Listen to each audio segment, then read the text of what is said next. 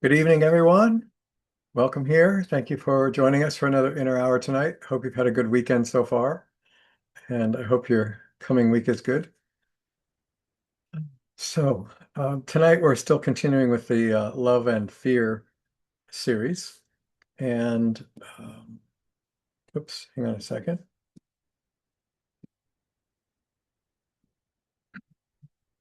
All right, making a little adjustment there. Anyway, good to see you all. So, la we talked last week about a little bit about both love and fear and kind of the scope of things that I hope to touch on during the series. And then we got into the fear part, which we'll do a little bit more of tonight, and hopefully a little bit of the love part maybe too. And then once we get a little further with that, we'll go more focus more exclusively on the love aspects. So some things I wanted to touch on tonight with fear that we didn't really get to last week. We talked about maybe some of where the origins of fear might be and that sort of thing.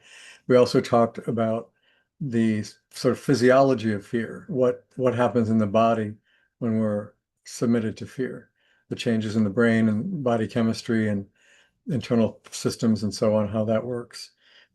I want to also mention tonight some specific things about the emotional aspect of how fear affects us emotionally, typically. Obviously, all these things are generalizations, but um, so one of the things that about fear that seems fairly characteristic of it is that when we're caught up in fear, it seems very pervasive, like it's you can't sort of imagine or see a way not to be afraid, even if you think trying to think yourself, rationalize yourself out of fear. That rarely works because reason and fear don't function in the same parts of the brain. And the typically when we're really seriously afraid, we're kind of caught in it or trapped in it or stuck in it. And we don't easily perceive a way out of that or a way to shift it. We also talked about the bodily response of the freeze, flight, or fight mechanism that kicks in for self-preservation when we're in a state of tremendous fear. But so it's kind of all pervasive and seems very overwhelming or overpowering. So a couple of things about the psychological effects of fear are that, first of all, it is debilitating because we feel overwhelmed and kind of overpowered. And second of all, it's it's a it's isolating. It disconnects us. It disconnects us from that higher aspect of ourself. When I say disconnect, I mean we're kind of blinded to those things. Not that there's really an actual cutoff or disconnect, but we're sort of unaware of or blinded to that higher aspect of ourselves. We can't seem to find it. We don't even maybe think about it. We're disconnected from one another instead of feeling like we're in a world or a universe that supports us and is kind of on our side. We feel exactly the opposite. We feel very alone, very isolated, very helpless, very cut off, and all those kind of feelings are very common experiences once we're really in a state of fear. The the other part of that is that um, fear, as we talked about last week, raises a number of hormone levels in the body, like adrenaline, cortisol, and other things that are very bad for the body if they're sustained. And so a momentary realistic fear um, of something bad happening. You get bad news at the doctor, or you get in an accident, or somebody's threatening you, God forbid. Those are real fears, and the fear that that produced is short-lived, intense but short-lived until the incident is over, and and the body can process that stuff. But prolonged, sustained states of fear, it's not really designed for and doesn't do well with. Neither our psychology nor our physiology do well with it. And so one of the problems today is that most people live in a rather prolonged state of, if not intense fear, constant anxiety and worry, and which are all forms of fear, perhaps less intense, but certainly also debilitating and disconnecting and destructive psychologically and physiologically to us. Uh, So, so that state of fear helps us to experience ourselves as helpless, and feeling helpless is not a good feeling. So there tends to be two emotional reactive responses to the helpless feeling and the overwhelmed feeling of fear. And those two common reactions to that are to go into, in this intense state of hopelessness, to go into a state of, sorry, helplessness. Well, to go into a state of hopelessness or despair. So if we're in that helpless, fearful state long enough, one of the things that begins to happen in reaction to that is we begin to despair of ever being happy, of ever finding what we want, of ever being free of fear, of ever being able to get past whatever we're afraid of. And or And people will tend to have one or the other of these as their sort of go-to response. The other really common response is to go into anger. So if you're really afraid of something, it's very common to get angry about it. Um, Also, if you get hurt, because we don't want to get hurt, and we've been hurt before, physically and emotionally and other ways. So we fear being hurt because it's a very unpleasant experience. So we associate now fear, pain, and fear. And when we're hurt or made afraid, one of the typical secondary emotional reactions to that is intense anger. That might seem stupid on first look at that, but actually it makes a lot of sense because that fearful state, as I said, is a state of powerlessness, and anger is a state of power. So we much prefer to feel powerful than we do to feel helpless. And anger helps us feel like we have some power, so we can make some impact on this. We can strike back. We can protect ourselves, hurt whatever is hurting us, drive away whatever is frightening us. And so we get angry in response to that. And anger has very, very similar, because it's a reaction to fear or pain, most of the time. There are other kinds of anger too, but I would say predominantly the kind of anger people experience now is mostly that reactive anger in response to fear or pain. And that kind of anger has very similar destructive effects on the body as fear does because it's a response to that fear. It also increases the heart rate, the blood pressure, the adrenal response, the cortisol response, and the amygdala response in the brain that shuts down reason and choices and things like that. So being in a constant state of either fear or anger is really not good for us in any way. Again, they serve temporary purposes in response to real situations that arise that fear or anger can um, help us address and deal with in the short term. But these prolonged psychological states of fear, anxiety, worry, of anger, of bitterness, of resentment, and all the associated types of anger that we have are really destructive to us physically, destructive to us psychologically, and destructive to us spiritually, not in the sense that it really hurts our essence or our soul, but it hurts us spiritually in that it kind of drives us into this oblivion to that spiritual element. We don't pay attention to it anymore. And so we kind of lose the ability to connect with that and to act from that. So both of those states are very um, difficult places to be in, and they create a lot of destruction in many ways at the physical, emotional, and mental levels. And sad to say, without getting into a huge social commentary, both those things, fear and anger, are um, almost omnipresent in today's world. We see them.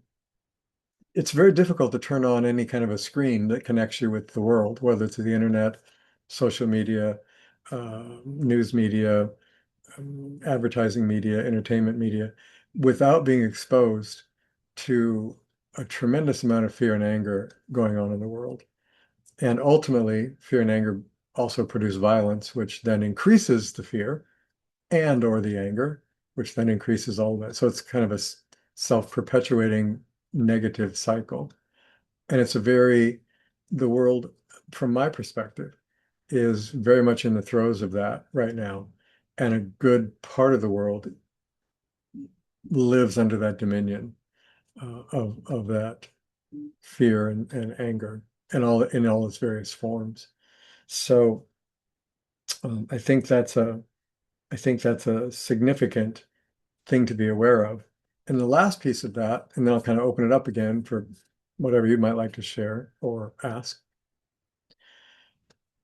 The the two things that I have observed in me and in others that feed that perpetual state of upsetness in fear or anger. One is the the environment in which we find ourselves. So there are certainly, thank God, peaceful and serene environments. Hopefully your home is like that. Many people sadly are not, but the environment has a big impact on those things.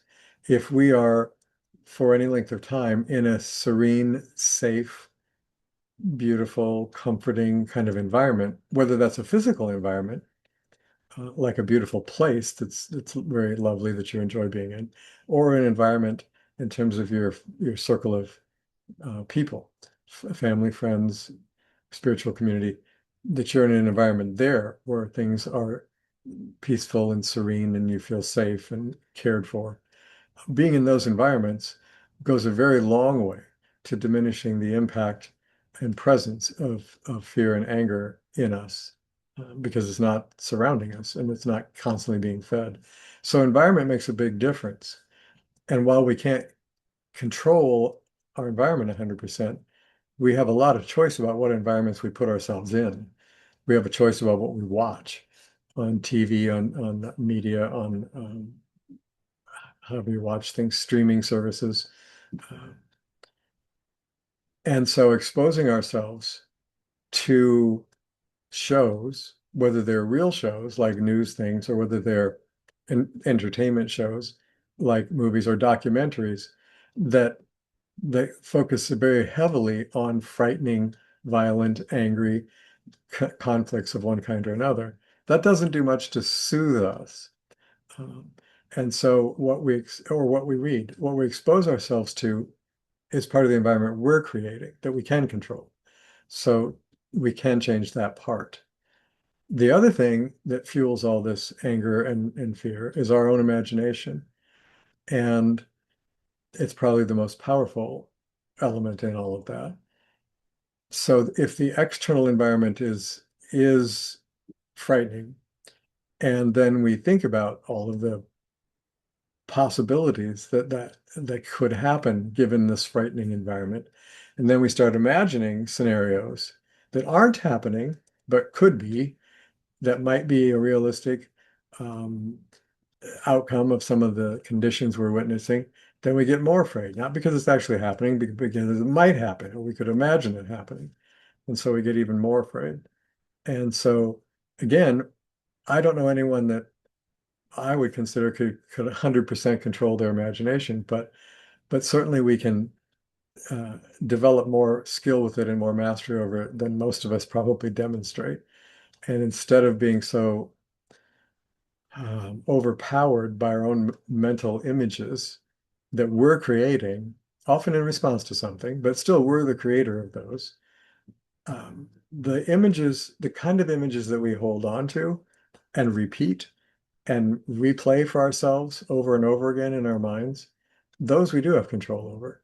And those impact very strongly what state of awareness we're in, and whether that state of awareness is one of higher awareness and a greater expansion and a greater sense of possibility and choice and freedom along and leading to greater peace and love and so forth, or whether we find ourselves more and more increasingly in a constricted space where we just want to isolate in some corner somewhere and hide, and or take over and control everything so that we make everybody and everything the way we want, or try to make it that way.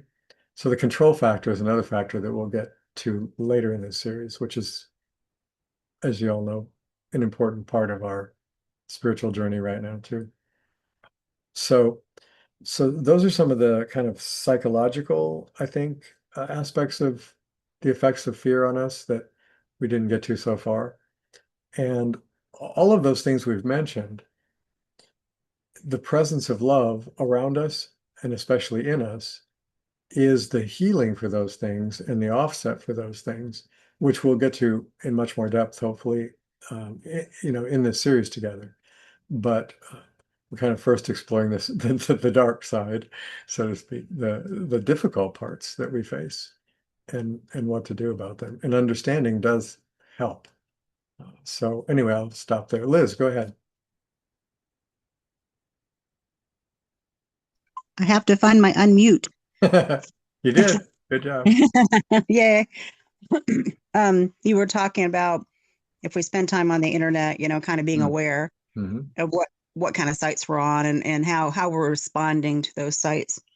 I was listening to the radio 20, 25 years ago, and they talked about there was a new news station being created, and one of the writers from Time Magazine wrote a book about it, and he talked about this news station was um, creating something called like outrage news. Oh Their yeah. their their intention is to outrage people, Yeah. and that's a little different than the Walter Cronkite days where things were neutral. Yeah. Yeah. And now it's 25 years later, however long years later, and I'm like, that's changed our country. It's changed Oh yeah. everybody so much, I think. Yeah. So No it didn't kidding. used to be like didn't used to be like that. Yeah. Yeah. I know.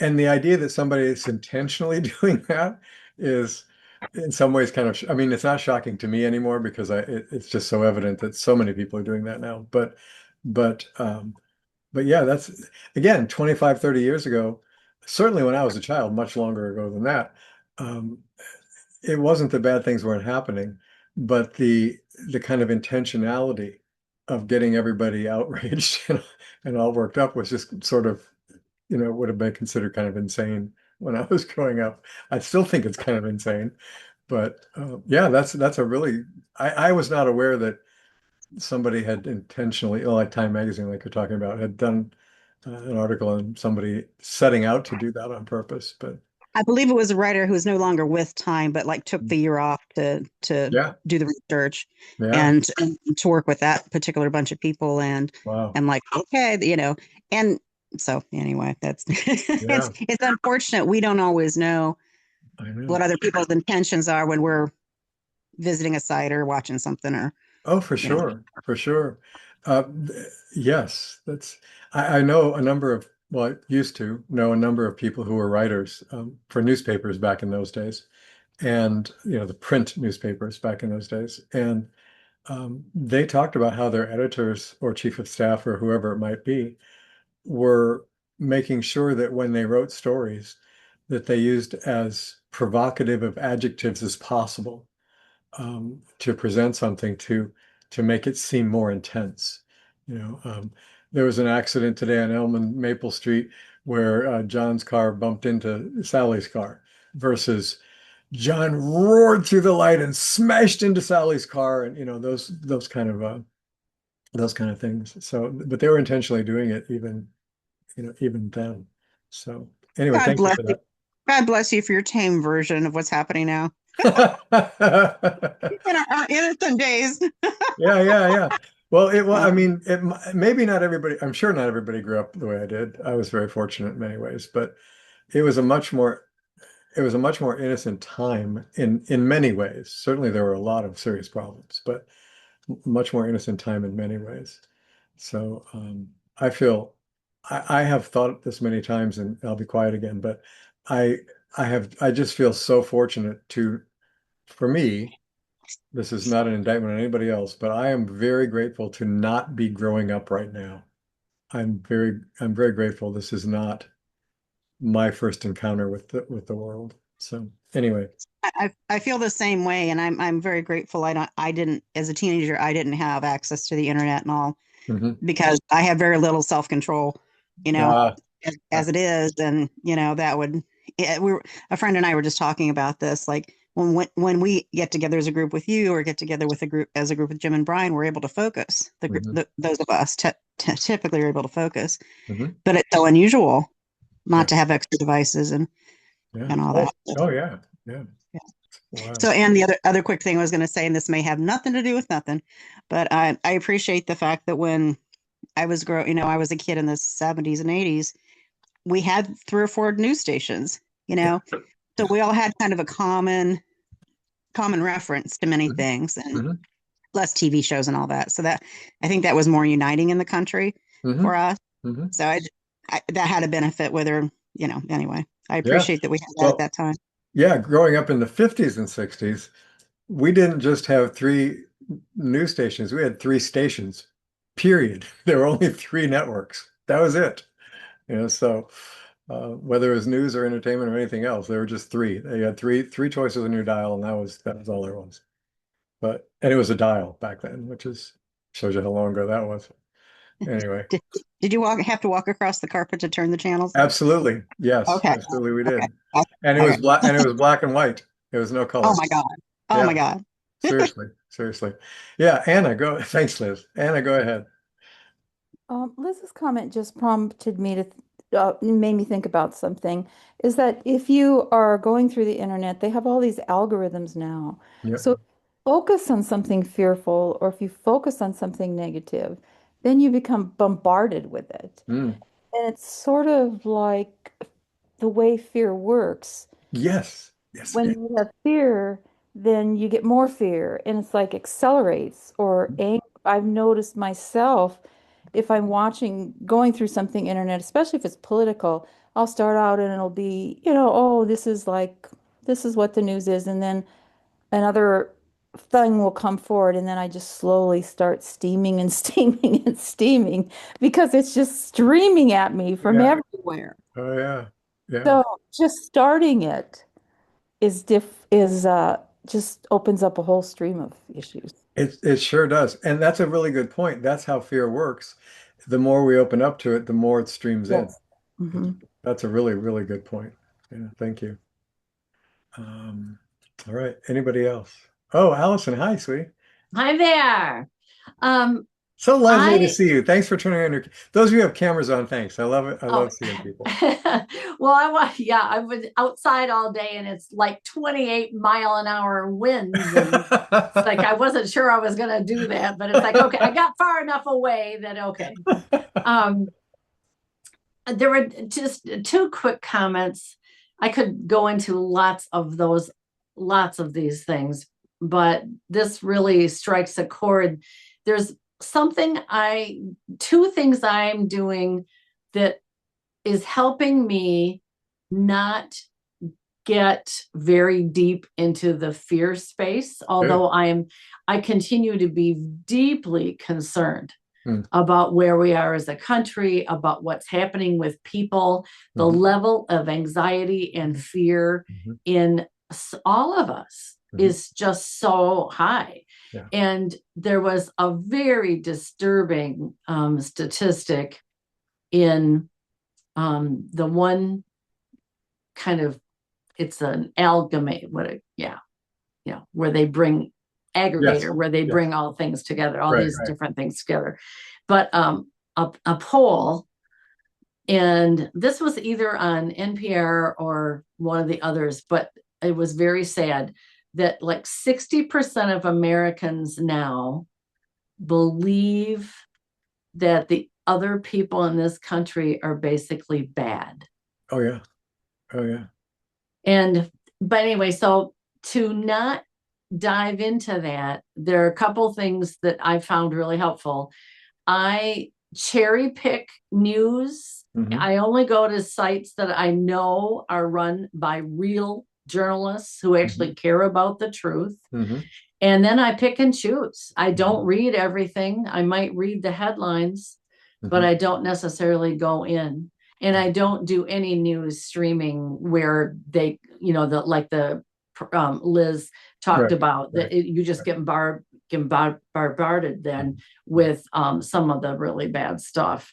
And so then I'm choosing what headlines I read, hmm, and hmm. and then I just close out, and that's it.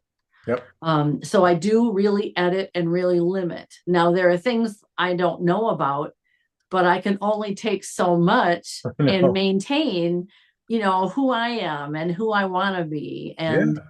you know, and then the other thing that I think really has helped, when on occasion, when there's something I can do, Yes. Yes. like if I can do something about like food insecurity in my community by donating food or Right. donating money or by helping to load up food boxes, that has really helped a lot. Yep. And for me, even going to a protest helped tremendously. Yeah. I felt like I was doing something positive. Right. Right. Right. Those That are was it. great. Those are great suggestions. So making choices about what you expose yourself to, I'm sort of summarizing what I heard you Yeah. say. And secondarily, when there's an actual action you can take that you think would be helpful, to go do that. Yeah, that's And good. community service is such a wonderful, positive kind Hmm. of thing. It, Hmm. it really helps. I think it helps people reduce fear and feel more connection. Oh boy, me too. Yeah, me too. Totally agree. Um, One of the things that people in one of my circles here, one of my men's groups here, there have been a couple people who are retired now and have gotten into volunteering, and they just volunteered, like one in particular volunteered at a handicapped gym, for example, and thought that'd be kind of a nice thing to do. Well, it really has changed his life dramatically. And now he's volunteering at all these other places and he's connecting with other people. And he's not just helping more, he feels better. He's more positive about the community. He's more positive about people around him, because he's meeting really good people who are out there trying to help other people. And as opposed to just all the junk, that people are trying to show you when you just kind of indiscriminately watch what's available on the internet. So, yeah, I think that's a really, really wonderful thing to do. So I'm glad you brought that up too. Thank you. Yeah. All right. Anybody else? Yeah, Anna. Oh, Anna, and then we'll go to Eunice and Ted. Yeah, I do have something else if no one has anything.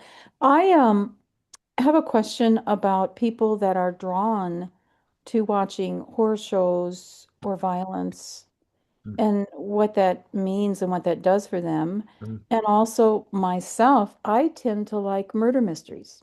Mm-hmm. And so oftentimes there's violence in those types of things. And often what I do is I just fast forward through Pass the whatever mic. is happening because I don't really need to know all the gory details. I just need to know something's happened. Right. But I can really get into, figuring out who did what or into this whole thing. Um, so I have to watch myself not to get too involved and sit and watch murder mysteries and binge watch on murder mysteries because then I think everybody's awful because they're out there doing all these horrible things. So if you have any commentary on the draw to these sorts of things, Yeah. Well, you mean me personally or just the group in general? just the group and anyone who has any comments on Okay. that. Before we do that, just a quick clarification. So when you're talking about murder mysteries, are you talking about like novel murder mysteries, or are you talking about true crime documentary mysteries? Totally stay away from true crime. Okay, that's what I thought. I Like just wanted to it's like, clarify oh that. my God, I don't want to know. Yeah, right. But the murder mysteries on television Yeah, or in novels. right, right. Okay, that's what I thought too. So anybody have any comments to Anna on that?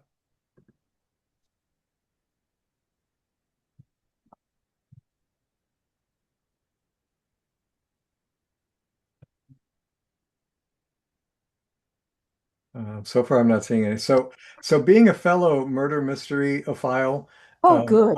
yeah, I love murder mysteries. Again, not the true crime stuff, Blech. But and not horror stories. Um, yeah, horror stories, and I've watched some, of course, in the course of my life, but horror stories or horror movies create ongoing horror in me, in my dreams and in, other st walking through a dark room or something, just like, it's just insane. It's like, why do that to yourself? But so I think the horror thing is I think the horror thing is different than the mystery attraction. Um, I think the horror thing, from what I can see, because I have some very close friends who do watch a lot of that, Mm-hmm. and some people in our family who watch a lot of that.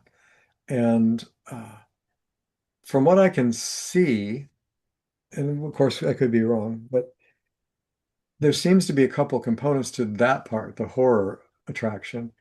And one is that we are so hyped up, as we've just been talking about in general, that to feel it takes an increasing stimulus to get us to feel anything. Mm-hmm. And so we go to more extremes in our diets, more extreme um, spicing, more extreme hot foods, to extremes in our culture, to extremes in our media, to extremes in our entertainment, to extremes in what's permissible to say and do in public that used to be illegal to do, or at least um, censured by the community in the sense of we don't behave and speak like that. Now everything's okay. Um, I think there is a component of feeling dead inside. I need to do something to get myself really amped up to feel alive again. And being terrorized, oddly enough, makes you feel alive because your adrenaline's really, really kicking in.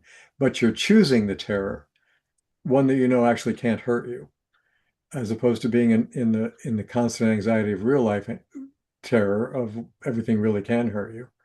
So I think there's a control element there of exposing yourself to something that gets you to feel alive. And then the success of it didn't hurt me. I survived this. I got through this. I'm okay, is a confidence builder, subconsciously, I think, for the most part, but a confidence builder for people that the horror will end and they'll survive and they'll be okay. And I think that kind of carries over into whatever horrors I'm dealing with for real. I can get through those and they'll come to an end. That's kind of what I've seen. That might be off, but that's sort of how I look at that part. Mhm. The mystery part, I think, is very different. And um, I think, again, I think there are a couple of aspects to that, at least for my part, there are, and I'm guessing you too. Well, first of all, you're a doctor, so that means you have to figure things out. When Yeah. a patient comes, you have to Yeah. figure things out. So figuring things out is a challenge that's rewarding when you can do it.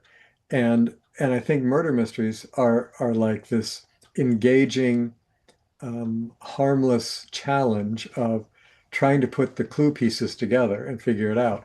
And as a doctor, I'm guessing you have to do that quite a bit. All the But time now.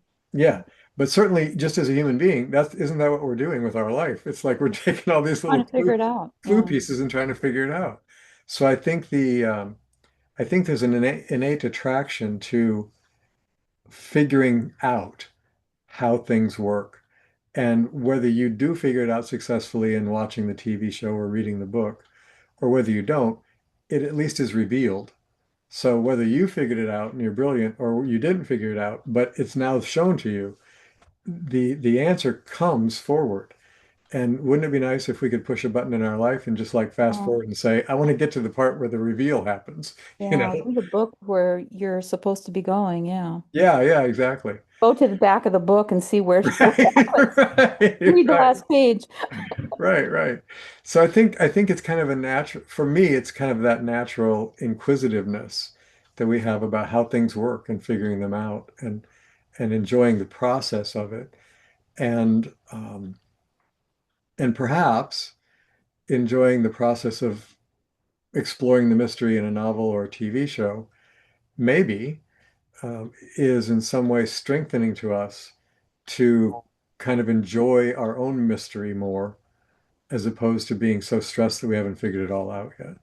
Mm, Does yeah. that make any sense to you? Yeah, that makes a lot of sense. The other thing that sometimes I know one show I watched once was Blacklist, and I was intrigued by the good and evil Mm. and the Mm. good and evil in one person Hmm. Hmm.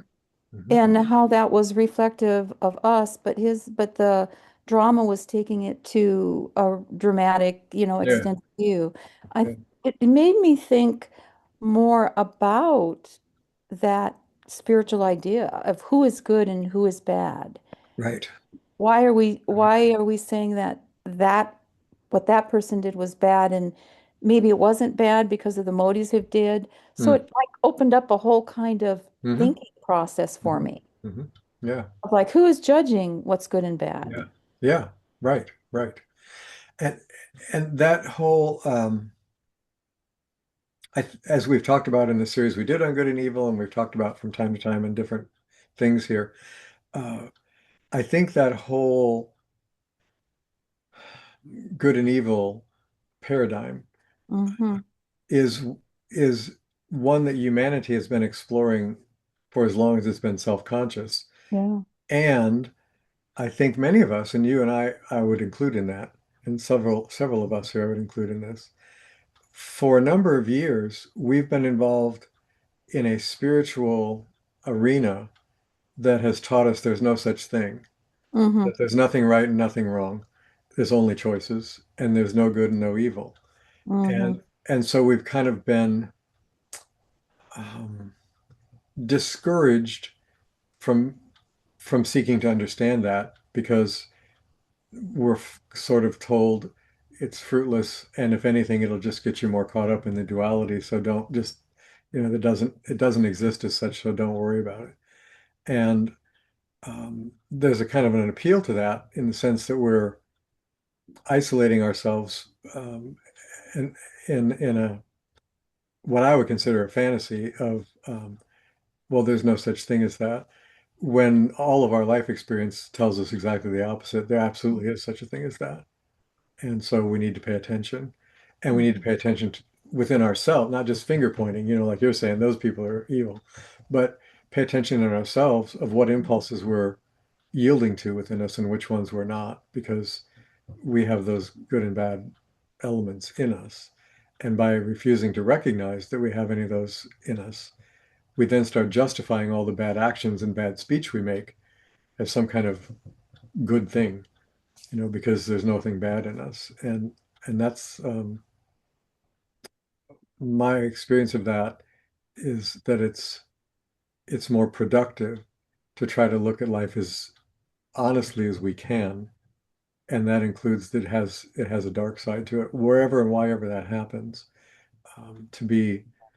To be making choices that are uh, informed choices and not built on kind of this in an ideal world, or in the higher worlds for that matter, in these really higher realms of spiritual being, the much higher realms, that duality actually doesn't exist. But that's not where we're anchored and where we're living right now. We're living here. And so it's kind of like saying, I don't have a body, I don't have a body, I don't have a body. I'm not a body, I don't have a body. Well, it's true, you're not the body, but you certainly do have one. And ignoring it is not a healthy thing to do, or pretending there's no such thing as a body is not realistic or helpful. So, that's my take on that stuff. And I think that as we're finding the freedom to explore whatever we really want to explore in our spiritual Hmm. journey, it's a helpful thing. And sometimes feeling, and I'm not trying to point at any particular thing, but we can be in spiritual groups or spiritual environments that kind of discourage us from exploring anything except this direction. And the intent of that, I believe, is good to try to get us to look higher. But it can have this kind of backlash of we feel inhibited from exploring what we really feel drawn to explore.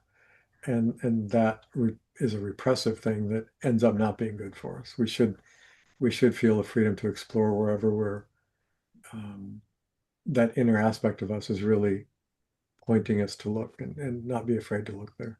So Yeah. that's Yeah, I my actually felt that watching that particular program help me with that, Hmm. understanding that, Yeah. understanding that, yeah, that guy's bad, but yeah, he's good. And yeah, I'm not always good either. Yeah. Right. Right. Yeah, We're very so complex very, creatures. very Yeah. much. Yeah, Yeah. thank you. Thank you. Thank you, Anna. Let's go to Eunice and then Liz after that. Um, Are we on? Yep. Hi, Ted. You're Uh, on. Okay. Boy, that was a lot to digest, and I'm having to take a moment to get my thoughts back where they were. But last week, Shuli shared with us how thunderstorms Oh. can Right. lead into a panic attack Mhm. type situation. Mhm. And I didn't have time to share this last week, so I wanted to make sure I did it this week. Yeah. Uh, Bose makes a very good noise cancellation headphone Mhm. that I think would help her out. There are other manufacturers too, but um, being able to cancel out those external noises, I think would be helpful to her. And analogous to that, if we can find ways to cancel out these, similar to the noise cancellation, but cancel out these effects that Mhm. our society Mhm. is engendering. In other words, find the opposite thing to focus our attention on, Yeah. or music will have a very positive effect on people. Hmm. I just wanted to share that. Both those are wonderful suggestions. Thank you, Ted. I appreciate that. And I appreciate your remembering to do that this week. That's very nice. Yeah, that's one that for me, especially being a musician, is a very powerful one for sure. It's sometimes I have gotten in states where whatever self-talk I try to do, or whatever affirmations I try to do, or whatever meditation practice I try to do, I just so agitated, I can't do it. And music, if what I'm saying is, for me, if nothing else seems to work, almost always music does. It definitely shifts me into a different space. And I've gotten kind of a selection of music now that I know really helps, and I can just put some of that on if I want, and it's really helpful. So another great suggestion. Thank you. Liz, go ahead. Ted, thank you for that. I've this is not what I was going to mention, but I'm I've recently talked to my therapist about every once in a while I get into a stressful situation. For whatever reason, I just have this super hyped anxiety response. Yay. It's a gift. I'm gonna borrow that next time I'm in that state. It's a gift. Yay. And I'm watching myself getting super stressed, and there's nothing I can do to like calm, Right. I try Right. anyway. The joy of having human body and brain, I guess sometimes. Uh-huh. I Yeah. was talking to my therapist, it's like, and I end up with this crazy hangover, like I've been through a car crash and it doesn't lift for a long time. It's just bonkers. And I happen to have a psychiatrist that prescribes antidepressants, and I talked to him about it. He said all I can do is give you meds, And I've tried. I have, God bless. When I was 1,000 years ago, I had a bad MS experience, and Oh I yeah. was having Yeah. panic attacks. Yeah. And they gave me some anti-anxiety meds. Then they said just put them under your tongue and suck them, suck on them. They'll work fast. And thank God, because the panic attacks, I knew a little bit about some of these meds. So anyway, so I have some of that stuff for future anyway. So, but I was asking her, it's just like, man, I can't shake this. So thank you for the reminder about the music. Hmm. And that, because I'm just looking for all these different avenues that, hopefully that are, I was doing box breathing and just all kinds of things, and nothing was kicking. And I'm just, oh my goodness gracious, this is silly, but distraction and all kinds of that wasn't what I was. But thank you, Ted, for that reminder. Yeah. Yeah. Yeah. Definitely. definitely. What I was going to say is, Anna, thank you so much for telling us about your murder mysteries because I watched Saturday Night Live, and during COVID, they had this whole skit talking about all these ladies in their dark rooms in front of their televisions with their popcorn watching their murder mysteries. And it was hysterical. It was hysterical. We're all watching our murder mysteries and we all love it. So I also enjoy a murder mystery. And I thought to myself, okay, this is interesting to talk about. And then as we're and want two things, I know that I like an hour of Law and Order. Yeah, Mm. thank goodness. And by the way, there's also something called comfortable murder mysteries or comfortable. It's Cozy, like a usually. They're usually called cozy. cozy. Yeah, Right. look up cozy, Right. cozy. Yeah, then Mhm. you're not watching all that violence. Who wants the Mhm. violence? Mhm. Um, I've lost my thought. Was it what did I just say a second ago? PBS and About what? About the skit on Saturday Night Live and the oh, popcorn. get on Saturday night. And then I realized I like Law and Order. It's like an hour. The first half hour, Mhm. police dealing with the crime. Second half hour is the law. And within an hour, it's all neatly tied up and all done. Yep. And it occurred to me, control. Yes. I'm living in this out of control, what I perceive as an out of control world. Yes. And I watch an hour show and there's an ending and there's a And it's all solution resolved. Yeah, it's and all it's resolved. resolved. Yes, I just realized that for me, that's part of that attraction. That Me too. so Yeah, yeah, me I too. don't know if you said that already, but I don't think I did, but yeah, that's a great point. Great point. yeah, yeah. So yes, Anna, I'm there with you. I'm also got my popcorn in my dark room watching my shows. Well, So this is for Ani. You realize now, honey, I'm gonna have to have some popcorn and watch a murder mystery after this, right? sorry, Going to honey. Triggered. watch it by yourself. You guys are Going to triggered by watch it. No, no, you're going to watch it by yourself because that's not what no, no screens, especially murder screens. No thanks. triggered my habit now. So anyway, yeah. Anybody else? Go ahead. Marital discord now. Uh-oh. Right, yeah, right. No, he's used to it. He knows I won't watch it. He's No. used to In it. fact, even if it's not a murder mystery and there's nothing murderous or violent about it whatsoever, any movie at all that she has not seen, I have to watch first before she'll watch it, so that I can tell her what it's about. She wants to know the whole thing before she watches it, or she won't watch it because of there could be something really upsetting in it that she doesn't want to be But yeah, exposed. what if the dog dies? Or Right. what if the bad guys Exactly. get away with it? No, I'm not watching that. Yeah, exactly. Yeah, if I'm watching anything, actually, I was reading a book not long ago by an author I like, and something happened to a dog in it, and I closed the book like done, end of that book. You know, it's not happening for me. But yeah, anyway, so yes, Jan. Hi, Jan. I love your Well, you background. What I can't tell what it is, but it looks really adorable. mindfulness or mindful? Oh, cute, cute. I love it. Well, you brought up dogs, so you know I'm here. That's right. That's right. No, it's just interesting to listen to all of this. And, I've been working with dogs for over 20 years in the behavior side and talking about the fight, flight. Hmm. Our dogs feel the same thing. Yeah. Yeah. And, when I go out on a case to bring that awareness to the client, I've seen a lot of light bulbs go on. I bet. Just comparing the nervous systems and, they feel the same things that we do. They have express it in different ways. And sadly, sometimes it goes into the, adaptive survival skills of, Mhm. Mhm. I don't know what else to do. So I guess I am going to have to use my teeth. Yep. Just like, when we go into fear Yep. and we goes into aggression, what might happen? So that's what I wanted to bring into That's this. good. That's good. I did, well, as you know, I'm a bit, and everybody I guess here knows I'm a big dog lover too. And I've learned so much all my life from dogs before I knew anything about dog training at all. Just having grown up with dogs and my relationship with family dogs, what I learned from them was just extraordinary. And I wrote an article many years ago about how some of the most important spiritual principles I learned were not from any human teachers, they're from dogs. Oh, I love that. Yeah, it's true, still true. Anyway, um, and I acknowledge that other people love other kinds of pets as much as I love dogs. But so I'm not anti any pet, but well, maybe I might be with poisonous snakes, but for the most part, I'm pro pet. But dogs are just my particular thing. And I feel like I used to tell people I really get dogs. That's why I like to be around them.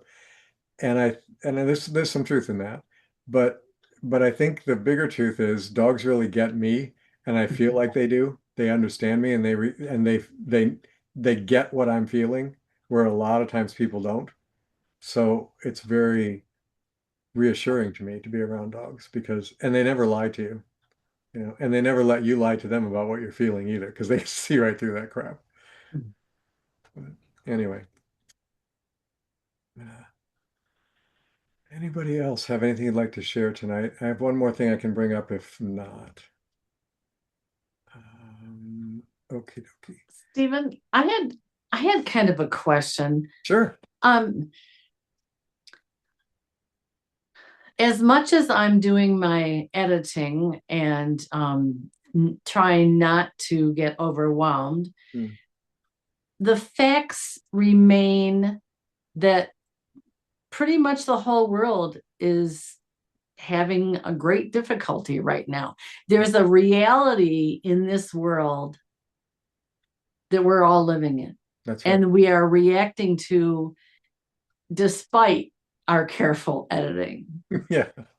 And so I just maybe wanted to see if you wanted to speak to that a little bit, because it's not out there, it's in our lives.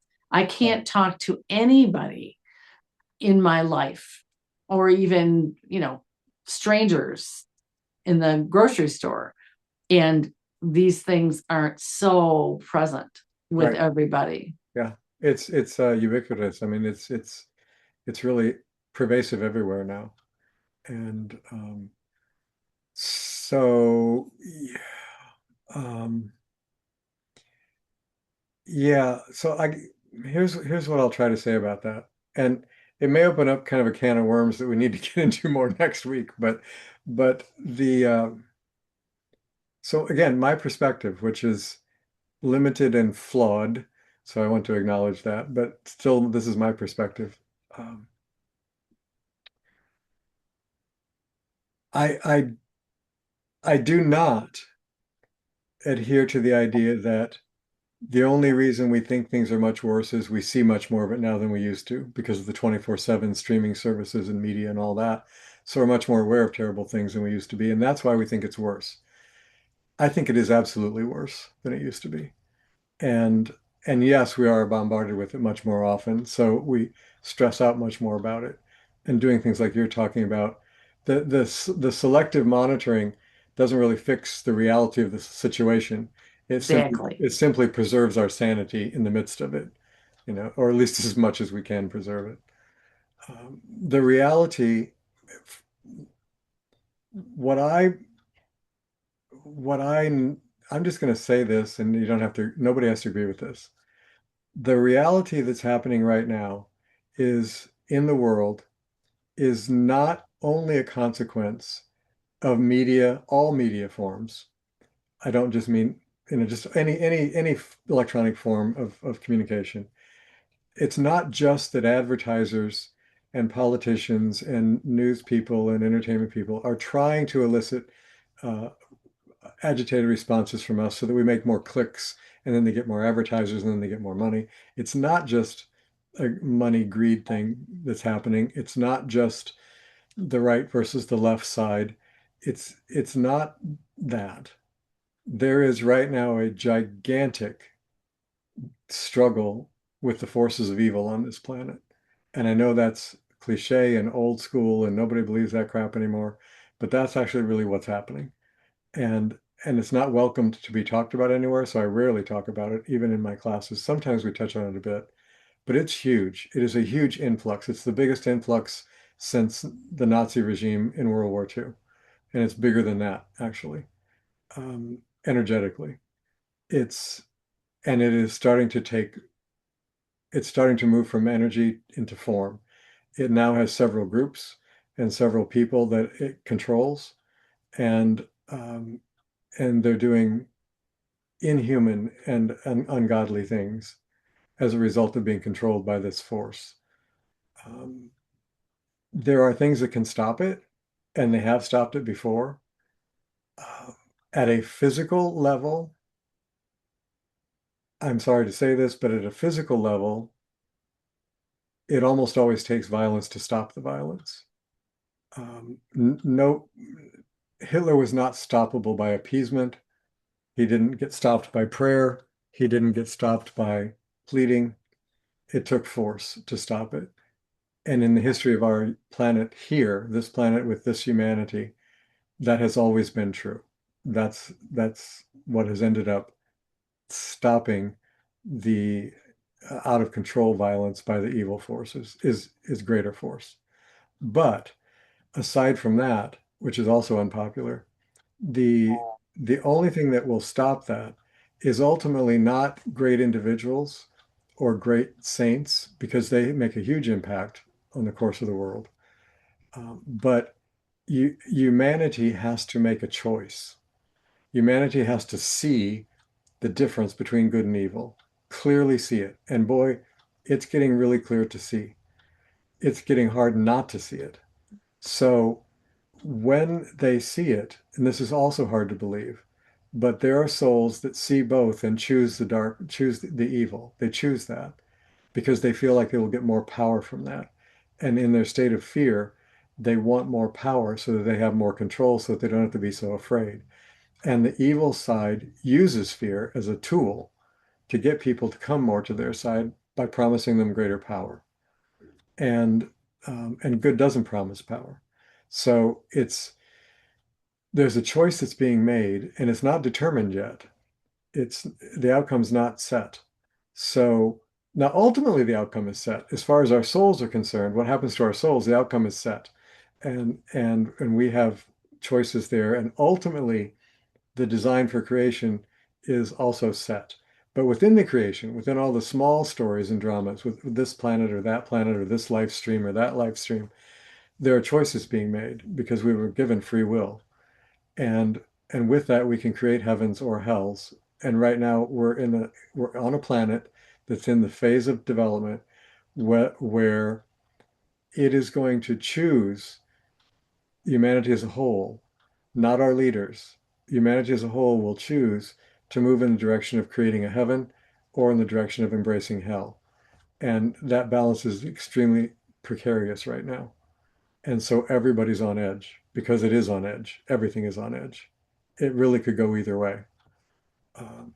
And by that, I mean, humanity has been wiped out before. Dinosaurs were wiped out before. Cultures were wiped out before. Planets dissolve. Suns explode. Everything in the physical is temporary. So, but the battle that's going on, as weird as this sounds, and maybe this will be the end of Inner Hour. Nobody will come back, but there really is a battle for our souls going on, and many traditional religions talk about that, but it's so old and archaic that a lot of our modern sophisticated intellect says, well, that's all nonsense, and it's just none of that's real. This battle that's going on requires us to recognize in ourselves where we begin to surrender to those selfish, dark impulses in us and give way to those things, whether we call it the ego or the bad self or the false self or the evil side, whatever we call it. We know when we're acting against our own best interests and the interests of people we love, but we do it anyway out of anger or fear or pain. So we need to be looking at those things and taking responsibility for those choices in us to make better ones. That's essential, and that's our part in the big drama is to fix this mess as much as we can before we try to fix that mess. And then the other part is it also requires us it invites us to take some unpopular stands that our friends and family may not agree with, to say, this is wrong. This has to stop. And Um, and when we get to that point, we need to be careful to be sure as we can be, that when we're saying this is wrong, this has to stop, and are willing to stand up for that, to be really, really, really sure that that is coming from the God in you, recognizing the distinction between good and evil, and not what our culture is programming you to think of as evil or to think of as good. Because one of the things evil does is try to program people to believe that it's good and everybody who opposes it is evil. And so there's a whole lot of psychological manipulation going on right now in the world. Not just in politics, certainly there too, but not just there, but just in general, there's a lot going on. And it gets very confusing. So I'll end with this because we're at time and this is a lot. But this was a concern way back in the time of Jesus. And there was a lot of evil stuff going on then also. There's a lot of satanic influence that Jesus was addressing in his ministry. There was a lot of horrible stuff going on in the empire and beyond the empire in the world at the time. And so his disciples were saying, well, while you're here, we get it. You know, we see the light, we see what we're supposed to be doing, we can see clearly in your presence, but when you're gone, then what? Oh my God, we're going to be lost. Then what? And what he said is, here's the key. By their fruits, you'll know them. Good trees produce good fruits, period. And so look at their fruits. Don't look at what they say. Don't look at their platforms. Don't look at their agendas. Don't look at what they're promoting. Don't look at what they're telling you. Look at what their actions are and what the results of those actions are. And that's still a good yardstick by which to, if we're not sure, to try to gauge that. You know, if somebody, there's a long story, but there was recently a thing I read about, I'll make it short, an outlaw, literally a criminal bicycle gang that had this particular bar they hung out with. And a young girl, I don't remember, maybe 7, 8 years old, came into that bar in a small town, small area, and was crying and said that someone was in her home attacking her mother. And the whole gang got to that house in about 30 seconds and stopped the attack on this little girl's mother and saved her life. Now, do I support what the gang does? Do I support their criminal activities and their gambling things and their drug things? Nope. Do I think they're good people? Not in the way I would think of that, no. But in this instance, that was a good thing that they did. And if their hearts were evil, they would not have done that. There was something that was still alive in them that was good. And there are some people that what is good in them and human in them is no longer alive. It has been consumed by the evil force. And they're human in body and they were born human, but they're really demonic tools now. And there's so little left of them that until they're out of this body, there's just nothing there that's still connected to this body. So again, these are not things that are typically talked about. And these are things when in the New Testament, Paul says, we're not dealing with human agency. We're dealing with principalities and powers here. And that's what he's talking about. That's the struggle that's going on in the unseen realms that hardly anybody sees and nobody's willing to talk about. And probably that's good because people are having a hard enough time, you know, but I think there are times when spiritual people need to be willing to face that there is a reality at this level, not a permanent reality, but at this level of life in humanity right now, there is a real thing going on that is very consequential. And love is ultimately the answer to all of that. And that has to start in us. But love does not, when somebody came to Jesus and was diseased and wanted healed, he didn't say to them, "Oh, I don't think you have any problems. I don't think you're sick." He didn't deny the sickness. When someone was possessed, he didn't deny the demon. He didn't pretend, "Oh, there's no such thing." He cast it out. So the spiritual people need to not only rise up and commit more to being the love that they are, they need to rise up and be willing to face the existent reality as it is without making excuses or pretenses about it, but actually seeing what's happening. And so that's a long answer. I hope it was something worthwhile in it. So Actually, it was very helpful. It gave voice to a lot of what I've been thinking about and some of what I felt certain must be happening. mhm. Yeah. Well, if it helped, I'm glad. So Hey, Stephen, next week, can you just flesh it out some more what you're talking about? We'll have our nightmares all week. We'll wait till next week. if we have, yeah, the two or three of us that show up, I'll be glad to do that. Sorry, I asked the question. Now I'm afraid. Now I'm fearful, Stephen. Are you? Yeah. Well, Now I don't, need to know. Now I need. don't- I totally believe this. Now I need to know how I deal with that. That's the next step, right? okay. So yes. So let's do that next week. Next week. In the meantime, make popcorn, watch a good murder mystery, and listen to lovely music. Yeah. And surround yourself with people that you care about who care about you. I mean, really, ultimately, here's the thing.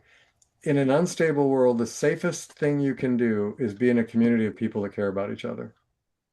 Any kind of community, anywhere. Be in a community of people that care about each other. For real. Not platitudes, not jargon, but actually care about each other. That will make a huge difference. And you're already connected to one, Anna, so you're good.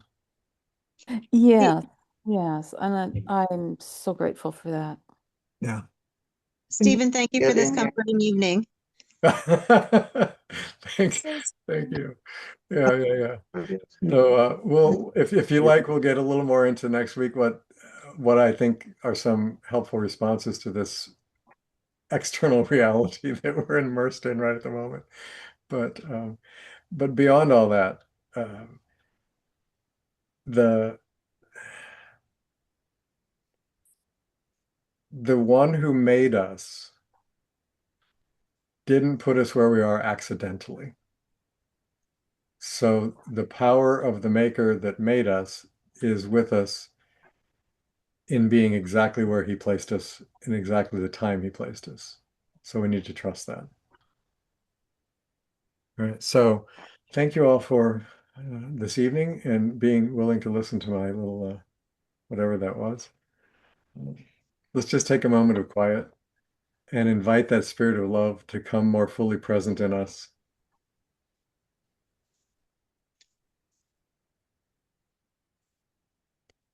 And to come to that place of peace that is always undisturbed, that deep place in us that is not subject to conditions of the world, but only connected to the divine.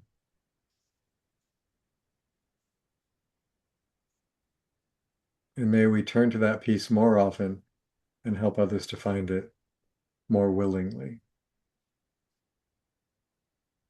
Once again, thank you for this time together and for this community of souls. May it be a blessed week for all of us. Amen. Mhm. Thank you all so much. We love you. Bye-bye. Love you too. Bye.